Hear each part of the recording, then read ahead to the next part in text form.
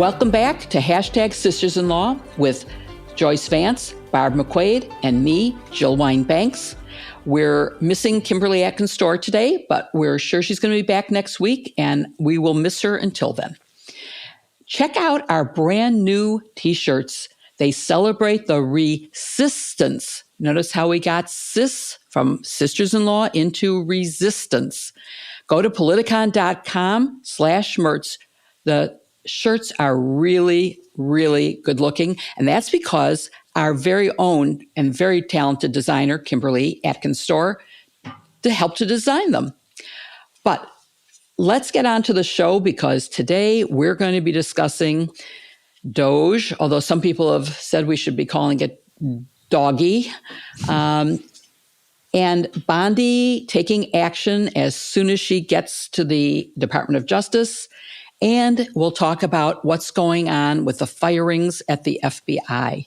Those are all pretty heavy-duty topics. And so before we get to that, I want to start our conversation talking about the Super Bowl. Barb, you're such a sports fan. What are your plans for Sunday? Well, I will be watching with friends, and I'm looking forward to seeing the friends. But, this year is a little bit disappointing because we all thought this was our year for the Lions.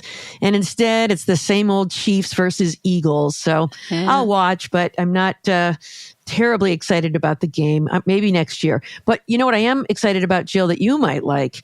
In the afternoon every year on Super Bowl Sunday is the Puppy Bowl. Do you know what the Puppy Bowl is? I don't. Tell me what it is, because of course I will love anything to do with puppies. So every year on Super Bowl Sunday, I think this is I don't know. They've been doing it 20 years or something. On Animal Planet, they have adorable puppies who are rescue dogs. Play some, they put them out on a field and they run around a little bit. But they're adorable dogs, and it promotes rescuing dogs from shelters. And so they promote shelters, they promote rescue dogs, they give information about how you can go to your local shelter and adopt a dog or a puppy. And this year, I looked it up online, Jill, just for you. They play every year for the Lombardi Trophy. This year will feature both the largest dog who's ever played in it, Levi the Great Dane at 70 pounds, Whoa. and also the smallest puppy of all time, Sweet Pea, who weighs 1.7 pounds. Oh my gosh. So I can't wait to see the Puppy Bowl, 2 p.m. on Sunday. I am going to be watching the Puppy Bowl. I hope everyone listening to us right now tunes in, and please support rescues. It is the best. One of my favorite dogs ever was a rescue, but of course he's absolutely replaced in my heart by Brisby, who we know will be in the Barkathon. And Joyce, what are you going to do for Super Bowl Sunday? Well, like Barb, I'm a big fan of the Puppy Bowl, and it's sort of exciting times because, y'all, I'm going to out myself and say we're getting a puppy at the end of the month. So it's going to be our own personal Puppy Bowl in a couple of weeks, and we'll sort of enjoy watching the Puppy Bowl ahead of that time. But I'm going to send Bob off to watch the Super Bowl with some of his friends, and I'm going to stay home and cook like a really good dinner for our two oldest kids who are not football fans and me. So I guess I'm going to be the anti-Super Bowl house on Sunday. Well, I'm joining you, of course. I'll watch the Puppy Bowl, and my husband will watch the game, and I'm not sure whether I'll go to a movie or what exactly I'll do, but I definitely will not be watching the game. Although I do know this much about it, that it's possible that this could be a three-peat, which would be a world record, I guess, that no team has ever won 3 in a row. And so do we care about that? Or are we just rooting for the team that Claire McCaskill loves? Well, I do like that Patrick Mahomes. He's pretty fun, so I always enjoy watching him play.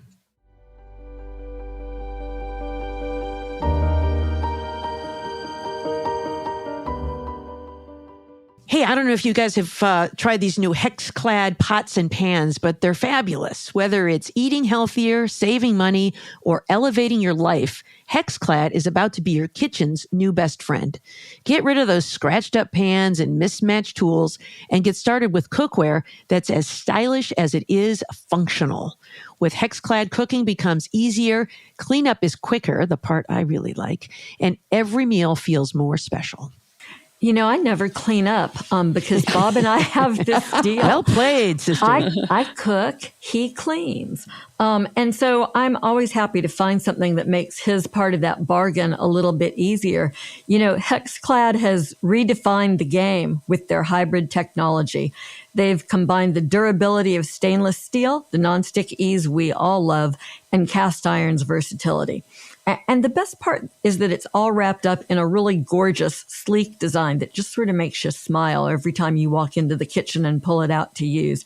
I mean, this cookware, it's not just a kitchen essential, it's a kitchen upgrade.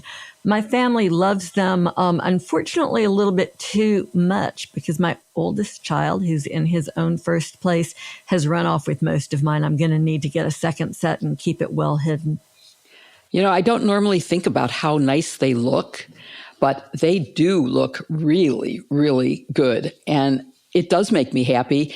And I love your point, Joyce, about the cleanup because I have the same deal with my husband, except that he sometimes doesn't exactly do the cleanup. But with HexClad, he finds it so easy that he doesn't mind cleaning up. So it's really, really nice. Personally, I love their pepper mill. Have you guys seen that thing? It has a perfect mix of precision and elegance that will make you feel like a total pro who can sprinkle seasoning like a Michelin star chef. I just keep, piling it on until somebody says when, even when it gets to be, piled up to their neck. If it's good enough for Master Chef Gordon Ramsay, it's got to be top notch. He trusts HexClad in his home and his Michelin star kitchens.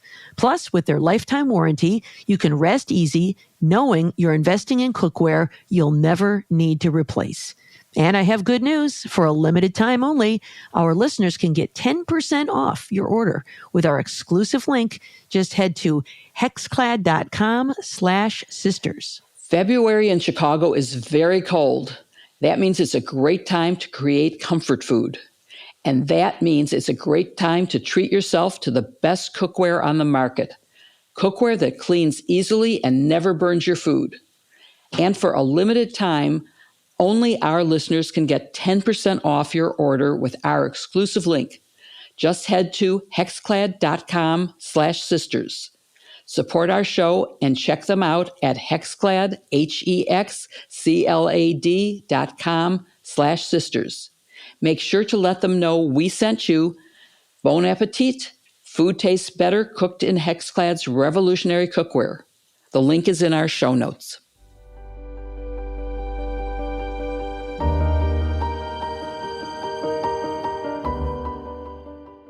Well, DOGE seems to be the word of the week, with the Elon Musk-led quasi-governmental office doing more to tear down government than it's doing to build it up. This is characteristic of so much of what we're seeing with Donald Trump, who has this love-hate, but mostly hate relationship with the government that he's supposed to be in charge of. And what's different about this Musk-led effort to reform government, which, by the way, that can be good, right? Government can use a little bit of reform now and then, a little bit of streamlining, a check for waste. Nobody will critique that. But what's different about this is that it's led by the world's richest man. He apparently doesn't have enough to do running his business ventures like Tesla, SpaceX, and Twitter.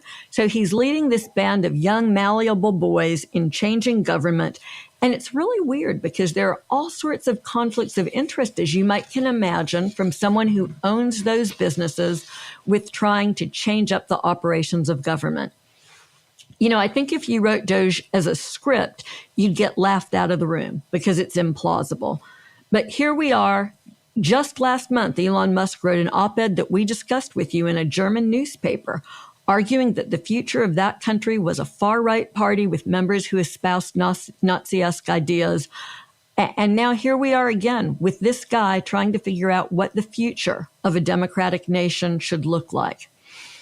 So DOGE was created by one of Trump's day one executive orders. Technically, it reorganized an entity in the executive office of the president called the U.S. Digital Service as the U.S. DOGE Service. And it gave it the job of modernizing federal technology and software to maximize government efficiency and productivity. But that's not exactly how it's playing out. Jill, can you talk a little bit about what's going on here? Because late last week, there were two big cases challenging DOGE.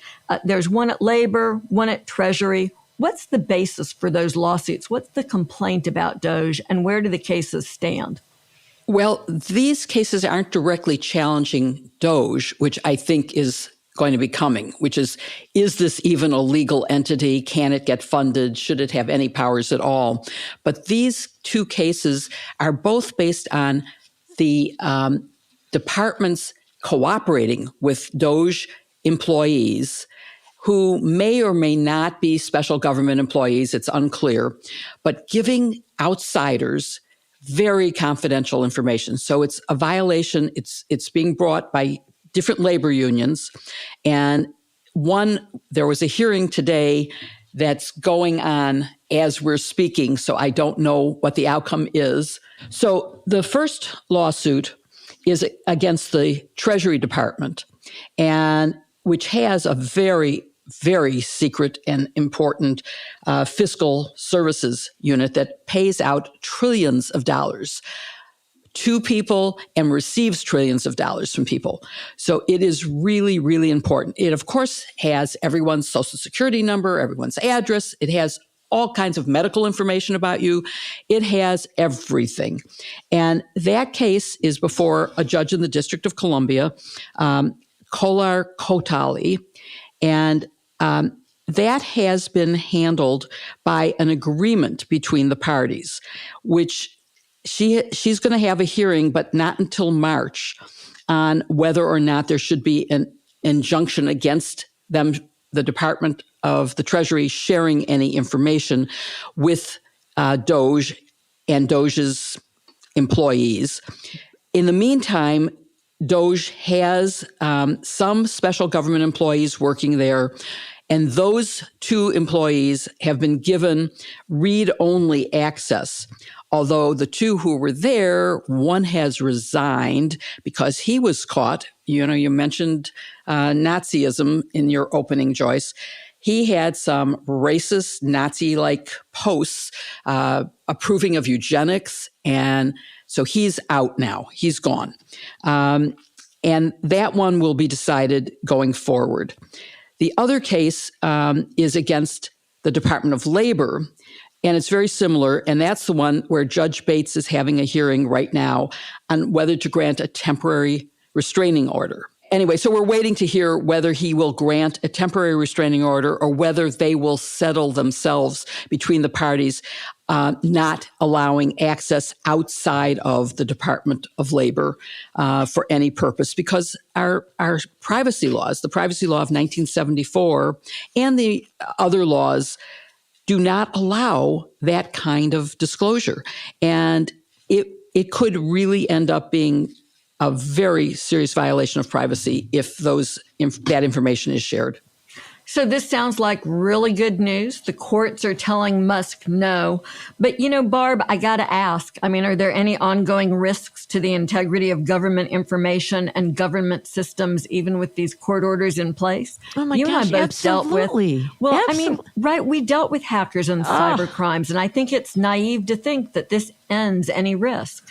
Yeah. Yeah. When you have government employees doing very sensitive work like this, number one, they're vetted for merit to make sure they have the skills necessary, but they're also subjected to a detailed background check to make sure they don't have any loyalties to hostile foreign adversaries or that they're not in a position to be compromised. People who have gambling addictions or drug addictions who don't want that information revealed could be leveraged when they have access to this kind of stuff. So, the records that are included here are tax records for all Americans, right? All social security numbers, all employment records, Medicare health records, student loan records for 2.4 million federal employees and all the former federal employees, like all three of us, personnel files that has the names of our children and social security numbers of them. So all kinds of really sensitive data there. And so one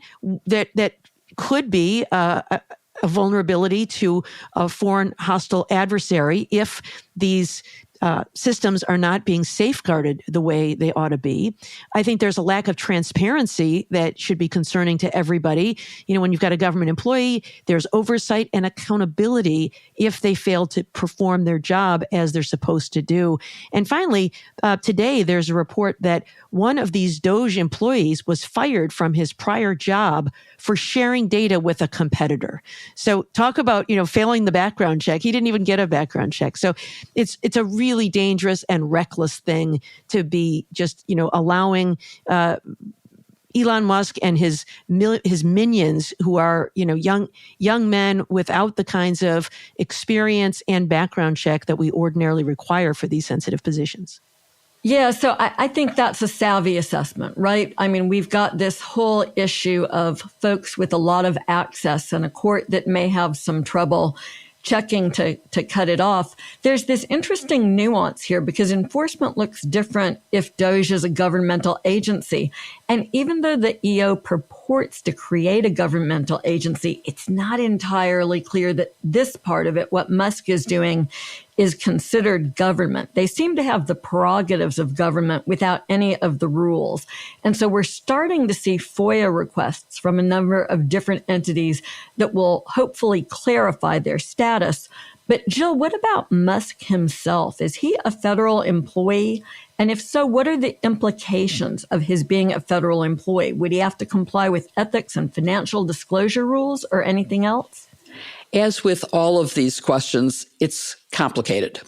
But the answer is apparently yes, he is what's called a special government employee. And I say that because the White House has admitted that that's what he is, or has said that's what he is. And because I don't believe much of what they say, I can't be sure, but that's what they're saying. And in that case, ethics and conflict rules apply unless he has a waiver.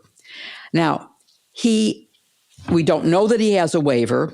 And in fact, he can't get a waiver if his interest in one of the companies that has a conflict is substantial. There's no way that anyone could say that his interest in the companies that he owns is not substantial. So I don't think he would be eligible legally for a waiver. It is a criminal offense to take on and be involved in anything that benefits yourself or your family. So when he makes decisions that would help him in, let's say, China or against any of his competitors in the space field, that would be illegal, not just morally wrong and ethically wrong, but illegal. He is, as a special government employee, he can only work 130 days with or without pay. The pay is not the issue. But he can't advise on any matter where he has an interest, and he cannot, after he does this service, ever intervene with an agency he worked with as a special government employee. I would be watching that because when his time here is over, I'm sure he's not going to stay out of government because of his issues. And then there's one other issue, which is, does he have to file financial disclosure information? And the answer is yes. But if he isn't paid more than a GS-15, which is about $123,000 a year, he doesn't have to have it be public. It would be confidential. So he might have to file, but it would be confidential. So we have to see, does he have to get a waiver? Could he get a waiver? And in any event, since it appears he didn't get a waiver, all the work he's done up to this point would not be in compliance with the rules. So I think that his involvement is too substantial for him to get a waiver, probably too substantial for him to be a special government employee. Well, that's sort of sobering stuff because, it sort of raises so many of the issues that we're all wondering about, and specifically, how enforceable is any of this stuff? Barb, where do you think this is all headed? Who wins in the rule of law versus Elon Musk? And Jill, I'd love to hear what you think too. Liz, the song says, Joyce, I fought the law and the law won. That's where I hope this ends. These lawsuits. That's my warm-up music when I teach criminal law. Is it your walk-up? I love it. Walk-up. this Federal Advisory Committee Act. It's an act of Congress. And it says that if the president wants to bring in private advisors, which prior presidents have done, President Clinton did it, President George W. Bush did it, President Obama did it, but they have to comply with all of these rules. And so, this lawsuit really is about forcing the DOGE to comply with all of these rules. And so they have to have a charter. It has to be filed. They have to keep records of all that they're doing. They have to keep meeting minutes. They have to have a defined responsibility. They have to share open meetings that have to be open to the public. So if they're not doing all of these things, and they are not, they are in violation of this law. And so I think we are going to see a court order them to cease and desist their work until they comply with this law. So maybe in the end, they grudgingly agree to comply and they start being more transparent and file a charter and do the things they're required to do under this federal statute. But if not, I think, judges are, even if Congress is allowing Donald Trump to run roughshod over the law, I don't think courts are going to do that. I agree with Barb completely, but I would add one other thing. Aside from their total failure to comply with all of this, and I, we've all served on commissions that have been set up where there's Open Meeting Act and a Freedom of Information Act information. There's going to be some more lawsuits. The state attorneys general are talking about filing a lawsuit against Treasury in which they might challenge the total legality of it. But the real issue is we now have court orders, one that said the federal grant freeze was not legal and it had to be lifted. But it still seems like the freeze has not been lifted. So that raises the question of whether the government, however you define it, is going to comply with court orders, because the courts are starting to step in and save us. And a lot of pro bono groups are bringing these lawsuits. State attorneys general are bringing them. But if they don't comply, what's the answer? When you have a Department of Justice that won't enforce it, when you have a president who won't enforce it, what's the answer? That's the part that scares me the most. Can either of you give me some comfort on this? No, and in fact, I can't. J.D. Vance quoted Andrew Jackson saying, what if the courts rule against you, and saying, well, then let them enforce it. Yeah. Really scary. Okay, now wait, I have to step in here because that's disinformation. He didn't actually say that. I wanted to quote that the other night in something I was writing, so I really? J.D. Vance didn't say it? No, J.D. Vance did. Oh, but Andrew Jackson I didn't. learned that he did not actually say that was part of the apocrypha that surrounded that event.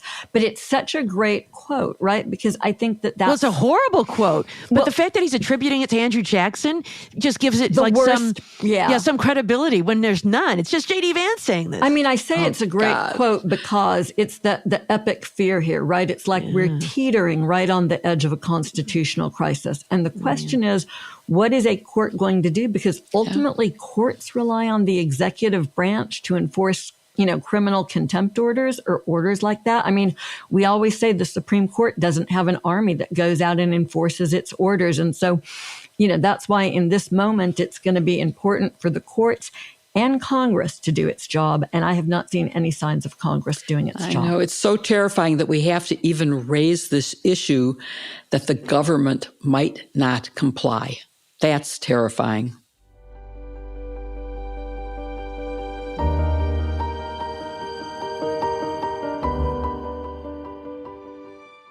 This episode of #Sisters-in-Law is brought to you by one of our favorites, Wild Grain.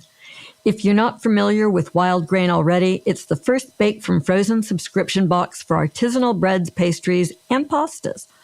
Wild Grain's boxes are fully customizable to your tastes and dietary restrictions, and there's some really exciting news. In addition to their classic variety box, they recently launched a new gluten-free box and a 100% vegan plant-based box. Best of all, Wild Grain takes the hassle out of baking, since all the items bake from frozen in 25 minutes or less, and there is no mess or cleanup. I'm really missing Kim this week for a lot of reasons, but mostly the way she says croissant when she talks about how much she loves wild grain, and they are good. I love how fast wild grain goes from the box to our table. Whenever we have guests over and we want to take our meal to the next level, it's the first thing I think of. It's kind of a cheat because it's so easy. It's perfect for delicious meals or snacks for Super Bowl Sunday.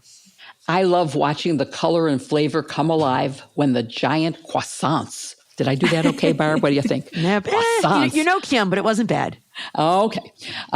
Anyway, while they're heating up, the aroma is just amazing. It's true for all of the bread and pastries coming from the oven. It really makes me feel like I've baked something, even though all I did was take it out of my freezer and put it in, oftentimes without even a pan. You just put it on the rack in your oven and cook it for 20 minutes, and you have this fabulous, fabulous bread. As soon as the smell reaches my family, they come running. Wild grain items are delicious, super high quality, and easy to make. I can guarantee the chocolate croissant, tried it again, chocolate pretty good. Croissant, will be a big hit. Oh, I can taste them already. Thanks for that. That's all I'm going to be able to think about while we're doing the podcast today, y'all. But seriously, if you're ready to bring all your favorite carbs right to your doorstep, be sure to check out Wild Grain so you can begin building your own box of artisanal breads, pastas, and pastries. And for a limited time, Wild Grain is offering our listeners $30 off the first box, plus free croissant in every box. Did I do okay, Barb? Yeah, I don't speak French. There's no Kim. It's okay. When you go to Wild miss you, Grain, Kim. Yeah, we do miss you, Kim. Come back and say croissant for us. But in the meantime, y'all run out and get them for yourself. When you go to wildgrain.com/sisters, you can start your subscription. Free croissants in every box and $30 off your first box when you go to wildgrain.com/sisters. That's wildgrain.com/sisters, or use promo code SISTERS at checkout. You can find that link in our show notes. And you know what? The pasta is so amazing. We don't pay enough attention to that. The pasta's Everybody should really get the good. pasta. Oh my God, the cavatappi and they're all fabulous. They're really good. Easy for you to say.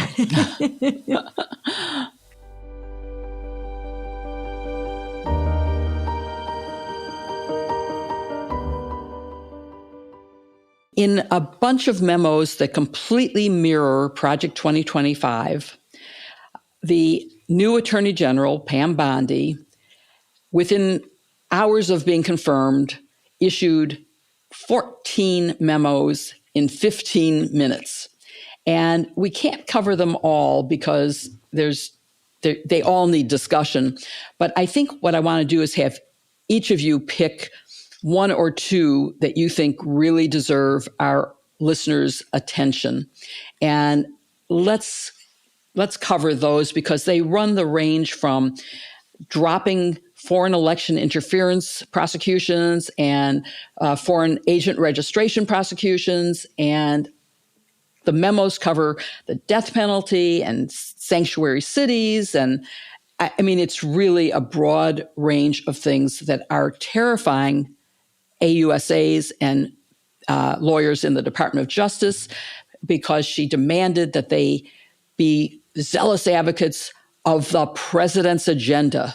And she called them his lawyers, not the people's lawyers. And I know all three of us were very proud to go to court and say, on behalf of the people. And I can't imagine what it would be like where we had the right to choose cases that were just and prosecutable, to not have those powers and to have to now face making a Sophie's choice about whether to stay or take the resignation that's been offered, which may or may not ever be legal and ever be followed through on, whether they'll ever get paid. But so, Barb, what one do you want to talk about first? Oh, man, there's so many to choose from. But Jill, I think the one that really hits me as the worst is the one that creates a weaponization working group the title of this is Disinformation and Gaslighting. It's called Restoring the Integrity and Credibility of the Department of Justice. And then it quotes Donald Trump saying that the Department of Justice had engaged in an unprecedented third world weaponization of prosecutorial power to upend the democratic process. I mean, this is about the criminal prosecutions against Donald Trump for trying to steal the 2020 election, for retaining government documents after he left office, all of these things, the prosecution of the January 6th defendants. And without any acknowledgement of her hypocrisy, she then goes on to direct DOJ employees to actually weaponize law enforcement. And she says they're going to root out corruption. And then she lists a number of people that can only be seen as a target list for retribution. It's, Jack Smith is there. Any federal prosecutor who assisted Manhattan DA Alvin Bragg, who of course prosecuted Trump for falsifying business records. Any federal attorney who helped Letitia James, who of course won that big $450 million civil judgment against Trump for the fraudulent business practices of the Trump investigation. DOJ personnel who worked on cases against the January 6th attackers, and it accuses them of improper investigative tactics and unethical prosecutions. It's pretty rich in light of the fact that during her confirmation hearings just a week ago, she said under oath, there will never be an enemies list within the Department of Justice. Well, here it is. And shame on us for believing her. And, this Wait, is... you didn't Wait a believe second. her. Who I know you believed her? didn't believe her because we talked You about did it. not. Well, yeah, I guess probably Shame nobody on believed all her. those Republican senators. They didn't for believe her believing either, probably. Yeah, that's true. As we all know, prosecutors abide by what's known as the principles of federal prosecution. They were passed after the Watergate scandal. It's internal policy guidance for DOJ lawyers. And it says that attorneys for the government may not be influenced by political association, activities, or beliefs. Prosecutors I worked with for 20 years at the U.S. Attorney's Office in Detroit worked on cases based on facts and law. And I think, one thing that I think Donald Trump and Pam Bondi just don't get, because they're such political animals, they're so transactional, is the idea that someone isn't just bipartisan, they are nonpartisan.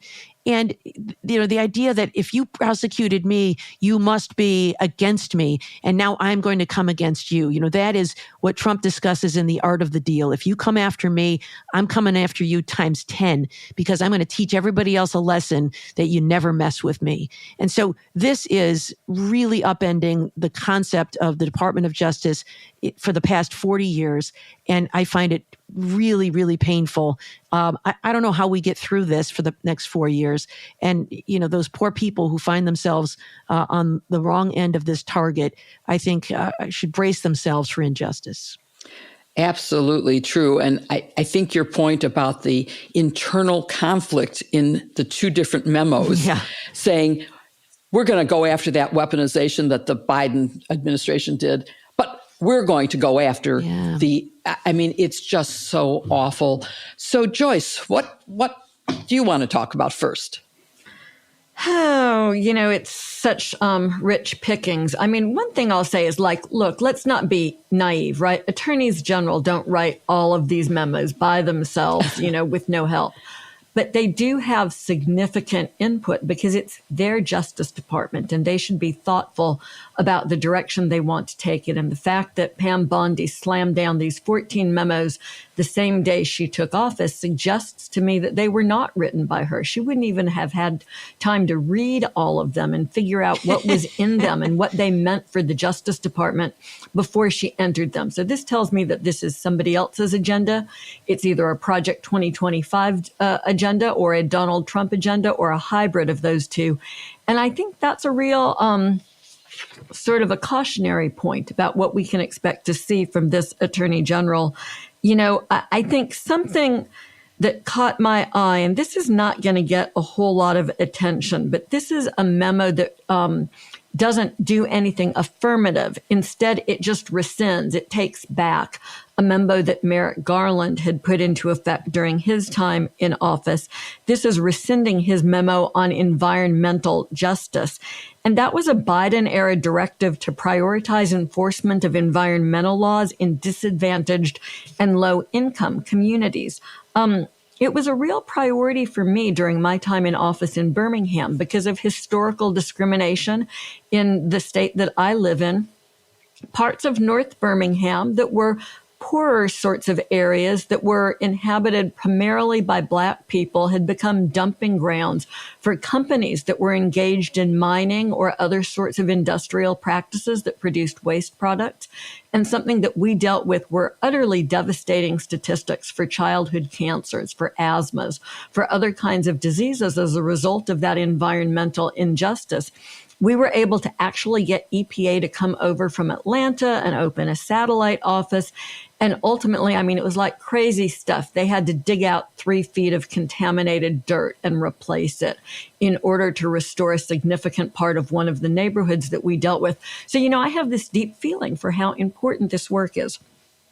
But not to Pam Bondi. She has wiped it out with one stroke of her signature. And this is what she said. She said, I'm doing this, quote, to ensure that the department engages in the even-handed administration of justice. And I think that that's really abominable. If this was a level playing field starting out, if this vision that, the Justice Department shouldn't be giving extra benefits to one subset of people. If that was what this was about, that would be one thing, but it's not. It's about ignoring historical disadvantage and historical discrimination and trying to claim that you're the good guy. And it's super offensive. Absolutely true. And I'm going to talk about one that also has a internal inconsistency, and it's a very short memo called Restoring a Measure of Justice to the Families of Victims of Commuted Murderers. So it's a direct attack on the commutation of most federal prisoners on death row to life without parole. And of course, the internal inconsistency is, she says, well, the Department of Justice is going to explore opportunities to let the victims' families go public with how it affected them. And she's also going to help local prosecutors to bring new murder charges against these federal prisoners on state murder charges. And thirdly, she's going to make sure that the conditions of confinement for the 37 prisoners who were commuted are as bad as they could possibly be, because she says it has to be consistent with the security risk these inmates pose, which is not based on fact as far as I can tell. But the real important thing is she says this in the face of ignoring the pardons of 1,600 violent offenders on January 6th, people who caused death and mayhem, injured police officers. They're all pardoned. They're not just commuted to a smaller sentence. They are pardoned. It's as if they had never been convicted. And to the extent she says, well, the Department of Justice worked hard to get these murder convictions, well, the Department of Justice worked really hard to get the convictions of all of the violations on January 6th. So it just seems so hypocritical to me that I had to pick that one as one. So let's keep going, because there are so many good ones to pick. Barb, what's your second one? Well, I'll combine two, because there are two relating to DEI. One is about DEI internally within the Department of Justice, and the other is about DEI in outside the Department of Justice. So committing to ending all diversity, equity, inclusion, and accessibility laws, claiming that these programs are somehow illegal discrimination. So first, this is advancing disinformation. And there is a narrative out there that diversity, equity, inclusion, and accessibility programs are somehow illegal and discriminatory. The law prohibits discrimination. You cannot hire people on the basis of their race or their gender or any of these other things. What these things do is to fight discrimination by promoting diversity, which means we're not going to hire people simply who are members of one race. Equity, meaning we're going to treat people equally. Inclusion means means we're going to have rules where we make sure that everybody gets the same training. We want to retain everybody. We want to recruit people in a broad way. And accessibility, that's required under the Americans with Disabilities Act. If somebody is in a wheelchair or has a visual impairment or whatever it is, if they can be reasonably accommodated, you must do that under the law. So the one that's seeking to eradicate and prosecute and go after these with lawsuits, go after some of these programs externally is really just based on a lie. Internally, they can really do whatever they want. If they want to get rid of all DEI programs, except for the accessibility, which is required under the Americans with Disabilities Act, they can do it. But I will tell you, this is not what they are portraying it to be. This is not an effort to hire in a discriminatory fashion. In a federal workplace, what DEI looks like, I can tell you what it looked like for me at the U.S. Attorney's Office. Some of it was cultural competency training. And so we learned some important things because of the various communities that we serve. So, for example, we learned that in some cultures, if somebody does not make direct eye contact with a law enforcement official, it might not mean that they are suspicious. It might mean that it is a sign of respect. That was important to know. We were taught that just because people run from the police doesn't necessarily mean they're guilty of a crime. It may be that they fear being beat up by the police. And so having that sort of training to learn about different perspectives, I think, made us better public servants, better able to explain cases to a jury, and better able to persuade them, and better able to serve the 10 million people who live in Michigan. So this really is, I think, an effort to promote this idea that there's been so-called reverse discrimination for the past 4 years, and we're going to make America white again. I'm so glad you picked those. And it's interesting because both of the memos you are talking about do involve disinformation, which of course is part of your expertise. So I'm glad you did that. One other thing on this DEI stuff is when they now extend it, as you said, they can do it internally, whatever they want. It's a policy, they can do it, except for ADA, which they must do. But when they start saying that we're going to prosecute outside any company that has a DEI program, means you're not going to get a government contract unless you drop DEI. And that can have a really chilling effect. And the benefits of DEI are enormous. Workplaces that are diverse are much better. Companies with a diverse workforce are much more profitable than those that aren't. So I think it's really a terrible thing. I'm going to add, I guess, for my second one. Oh, wait, Joyce, it's your turn. You didn't go second. You go second. Yeah, so, again, I'm picking one of the more obscure ones, but this one is the total elimination of cartels and transnational criminal organizations. It sounds really good, right? Who doesn't want to eliminate cartels and transnational crime? The problem is, those are already Justice Department policies. And what this memo actually does, buried in this memo, is a real problem. The problem is what it means DOJ won't be doing going forward. Because here's what it does. It disbands Task Force Klepto Capture, which is the department's kleptocracy team established by Merrick Garland to hold Russian oligarchs accountable by enforcing sanctions, export restrictions, and economic countermeasures that the U.S. and its allies had imposed on Russia for invading Ukraine. This targeted crimes by Russian officials, but also by government-aligned elites who were working with them to help them avoid being discovered in violating these sorts of rules. In other words, this was really important work. Pam Bondi says, "Oh, no, ma'am, not on my watch." So in just 2 years, this task force restrained, seized, and obtained judgments to forfeit almost $700 million in assets from Russia enablers for a variety of different kinds of violations of law. It was a very real measure of our support for Ukraine, a very real measure of a way that we could isolate Russia and hold it accountable for what it was doing.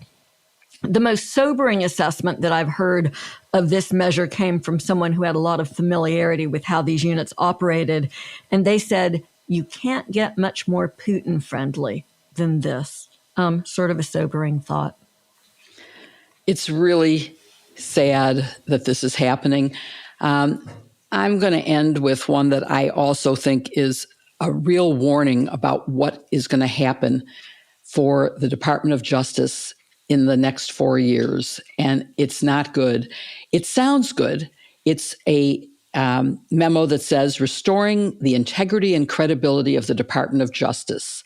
But it's such a false headline, so to speak, totally misleading. It is really a threat to everyone who works at the Department of Justice that they better follow whatever Donald Trump wants, that they have to do exactly what he has in his agenda. It says you have to be a zealous advocate. And if you have to think about whether you're going to argue vehemently for anything that is being challenged in the courts, you're going to be fired. That's really basically what it says. And it does refer to the lawyers as Donald Trump's lawyers. And as Barb said, it targets people. So it's really bad. We may have to do more on these memos because each of them is something that really does threaten how we have always had justice done fairly in this country. And so it's requiring things that I think are very unhealthy for our system of justice.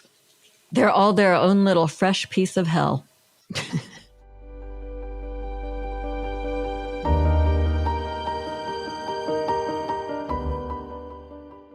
If you're looking for shapewear designed for you, you need to meet HoneyLove. HoneyLove is an independent, female-founded brand designed by women who actually wear shapewear. HoneyLove has something for any occasion with designs made to support you in comfort. Whether it's a workday or a workout day, HoneyLove's shapewear is supportive and wire-free, thanks to bonding technology that lifts without underwire. With HoneyLove, you'll be ready no matter what the day brings to you. With winter in full swing, HoneyLove is an amazing pairing with cozy sweaters and outdoor exercise. And I really love how comfortable the leggings are. They're perfect for everything from yoga to relaxing by the fire. The fabric is really soft, so you'll want to leave your HoneyLove on all day. Now HoneyLove is my go-to base layer on chilly days, and thanks to their targeted compression technology, I never feel like I'm suffocating in my clothes, even when I have to put a lot of layers on. I love how they use that targeted compression to enhance style instead of suffocating you. And simply put, HoneyLove is designed to work with your body, not against it. Better yet, HoneyLove goes on easy with high-quality fabrics and stunning design details that feel amazing and look even better. You deserve shapewear that's lightweight and comfortable without sacrificing support. It's the foundation for any great outfit.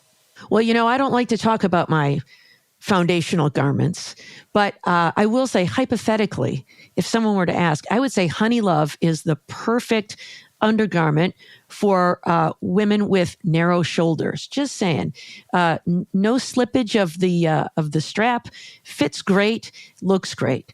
And so now looking great is easy. Just start every outfit with HoneyLove and build out your style from there.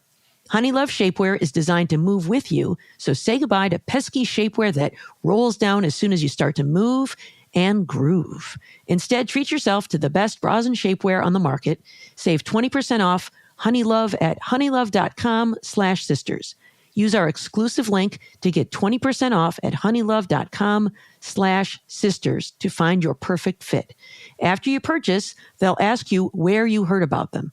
Please support our show and tell them we sent you. Elevate your comfort and elevate your style with HoneyLove. The link is in our show notes.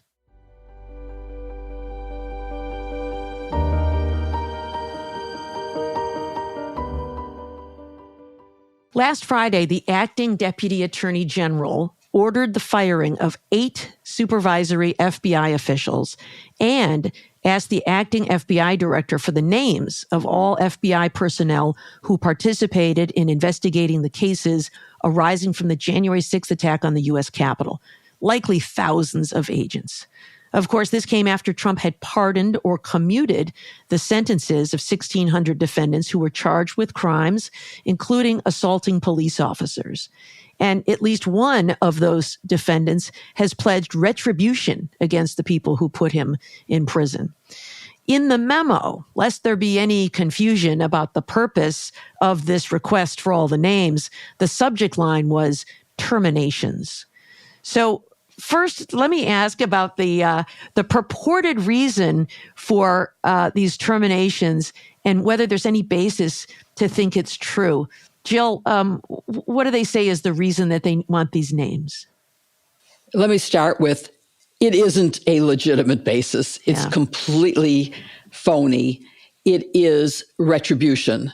And let's not kid ourselves by saying it's anything else than that. But they're saying that it was part of weaponization, that it was presents a grave danger to our nation to let them stay on, that they can't be trusted.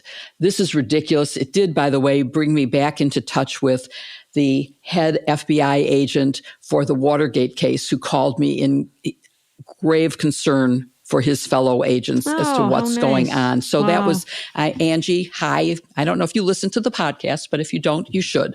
I was very glad to talk to him, but I didn't have very good news for him because they're doing it. And let's admit, it's not just the FBI. They fired the lawyers who were involved in these cases. Yep. They are threatening the entire CIA. They may have already, through non-secure channels, given the list of new hires at the CIA in a way that could leak and endanger those people.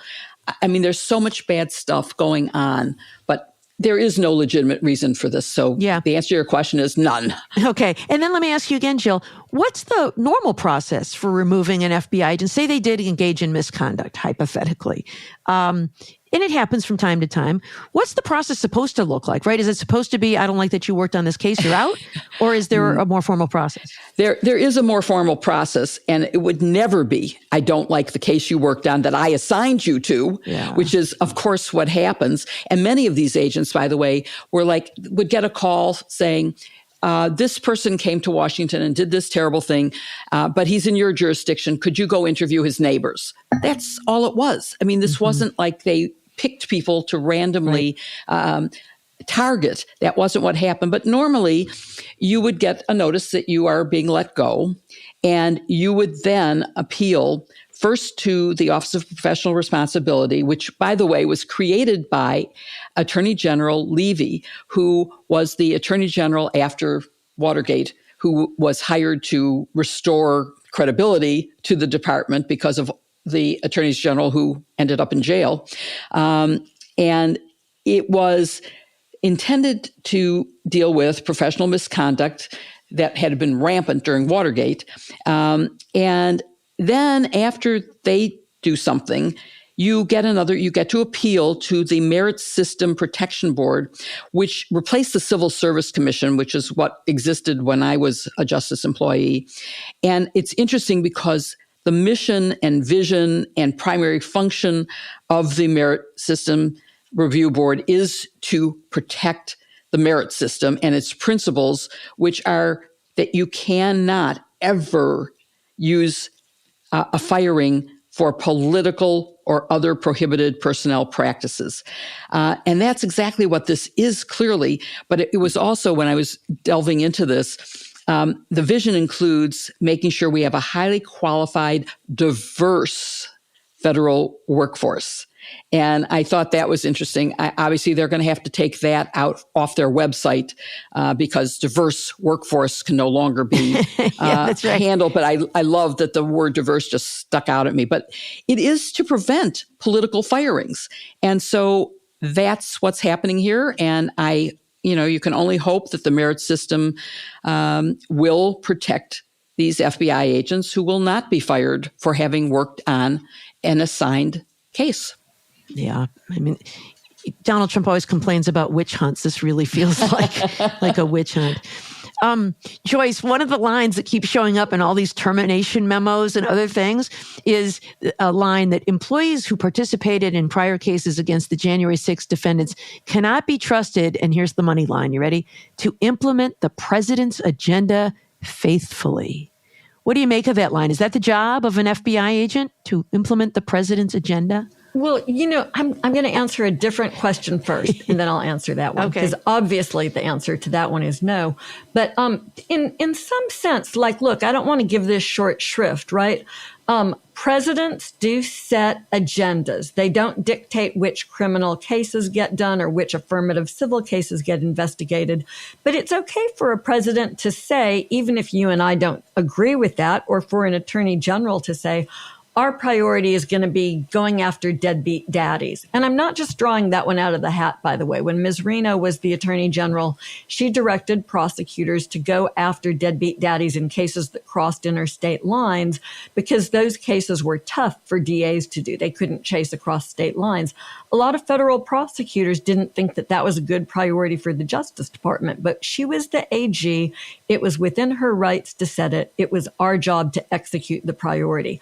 So in that sense, yes. And the problem is there is absolutely zero evidence that FBI agents, including the ones who worked on January 6th cases, won't execute those sorts of priorities writ large.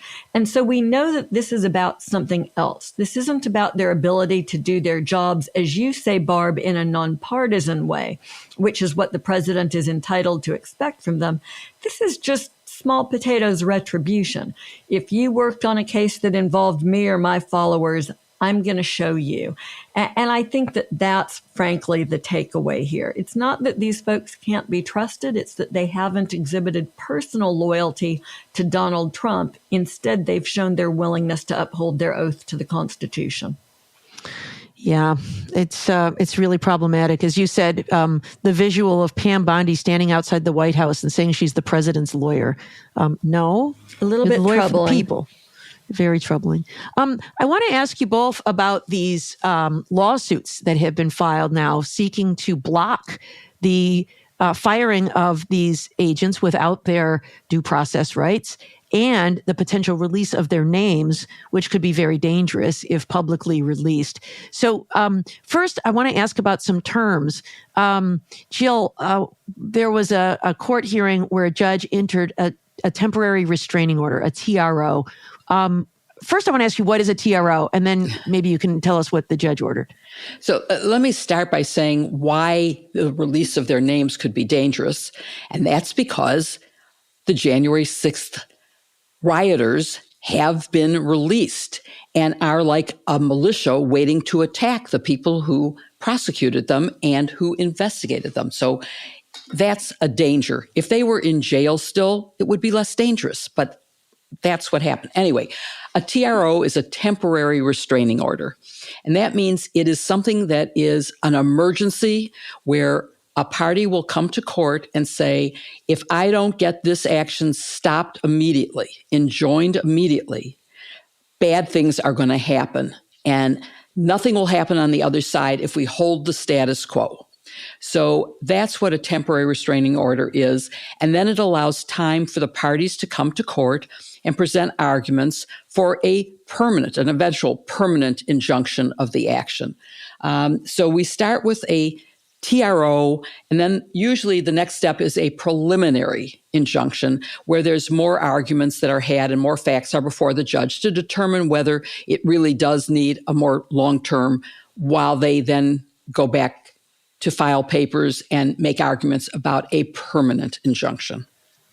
Yeah. Okay. So now that we know what that is and what that's all about, one of these lawsuits is actually a class action. Joyce, Yes. Can you explain what a class action is? Yeah. So, a class action in this case is a great example of it. You've got a number of FBI agents come forward and say, look, there are just 8 or 9 of us, but we are representative of a much larger class of people who all have the ability to assert these similar sorts of legal claims. This is a civil case, not a criminal one.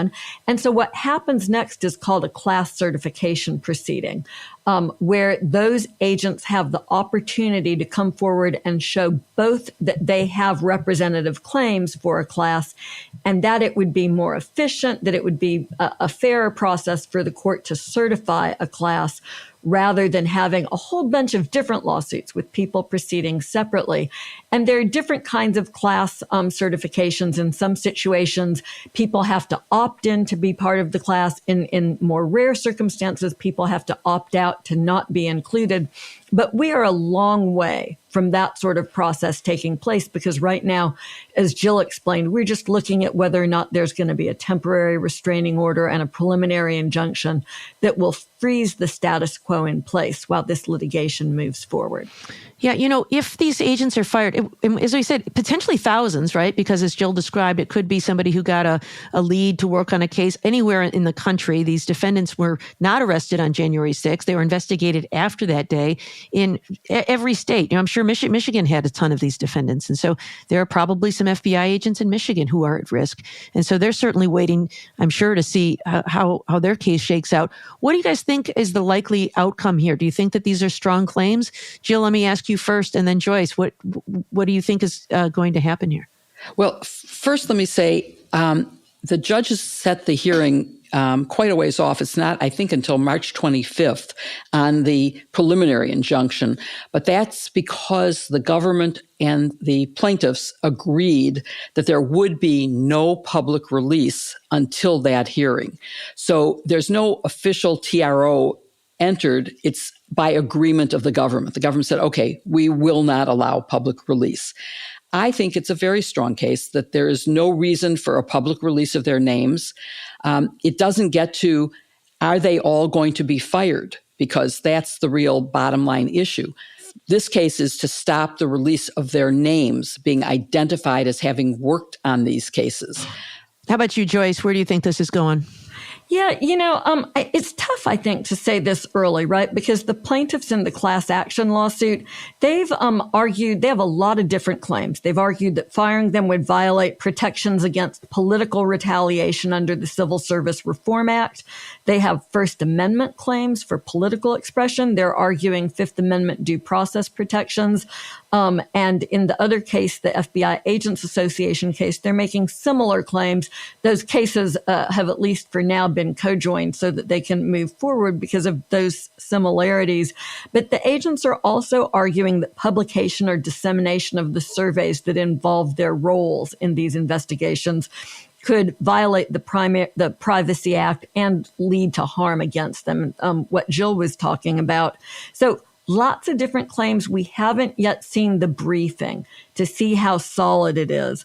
But my instinct is that because of the sorts of protections that are afforded to members of the civil service, and those protections are much stronger for law enforcement agents than they are for prosecutors, I think that they're likely to prevail on at least some of these claims. And you guys will recall from the first Trump administration how he's always his own worst enemy, right? Like you can just imagine him, going out and saying, well, of course I'm going to fire all of these people. They investigated me or something like that will fuel the agent's case. So I think we'll learn more as this goes underway. I think it's interesting that in the agent's case that they came forward and agreed to this stay, to the preliminary, or rather to the temporary injunction while they prepare the case, almost as though they know that they have some problems and they want to get their ducks back in order. Yeah, I think the disclosure of the names is certainly one that's strong, but I also think the due process rights. I mean, there are processes for removing agents for misconduct. They have a right to this Office of Professional Responsibility internal process, and then they can appeal to the U.S. Merit Selection Board. And if they're being denied those rights, maybe they plan to follow through once they, hunt out the agents they think did something wrong. But it seems like those claims are strong. And if nothing else, perhaps these lawsuits will force the FBI to give the agents those proper procedural protections. The other thing I want to mention is because this involves thousands of agents, imagine if they actually do follow through and fire all these people. These are agents all across the country. Our country will be less safe if we immediately lose thousands of agents because the onboarding process for an FBI agent takes something like 18 months by the time they get recruited and trained and sent out to a field office. These are experienced agents, so our law enforcement will suffer. So it's not just the individual agents we're worried about here. It's the American public. I mean, Barb, I want to underscore what you're saying because, it's not just 4 months in Quantico that makes an FBI agent, right? It's years of experience and understanding how to do stuff. I heard Frank Figluzzi on TV a couple days earlier this week, former agent. And Frank was saying, for the first year that you're in your first office agency, you're just trying to find the water cooler in the bathroom, right? You're just figuring out how it works. And so this really would leave us poorly protected. And if this, as many people have suggested, isn't Donald Trump trying to seize the opportunity to create an FBI that's loyal to him personally, the country is poorly served by that.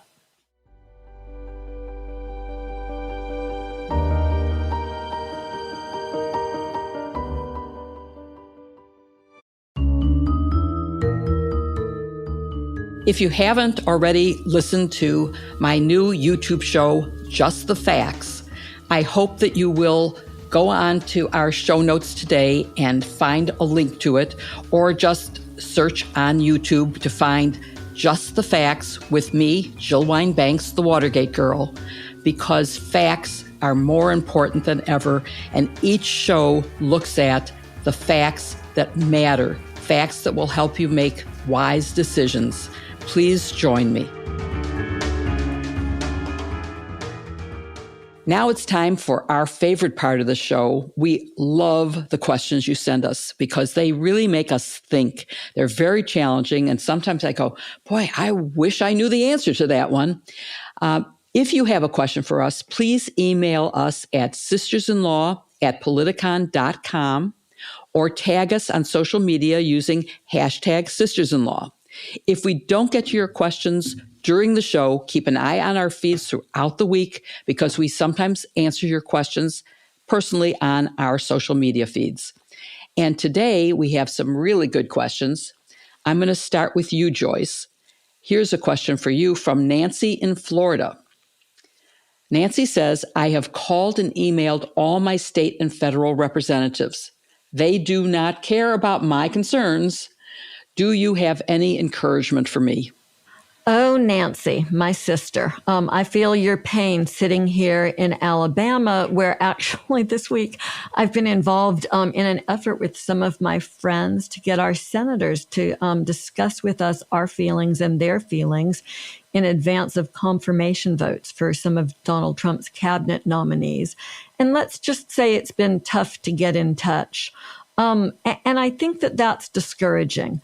I don't think it means that we give up. I think it's really important. If your senator, who, by the way, is your employee, if they don't want to talk to you, then I think that means you need to keep trying and take every effort that you can to make sure that they are fired if their performance doesn't live up to your expectations. I mean, if your senator can't even respond or give you a hearing, if you persistently try to get in touch with them for 30 days, well, I think that says something about them, and that's information worth sharing.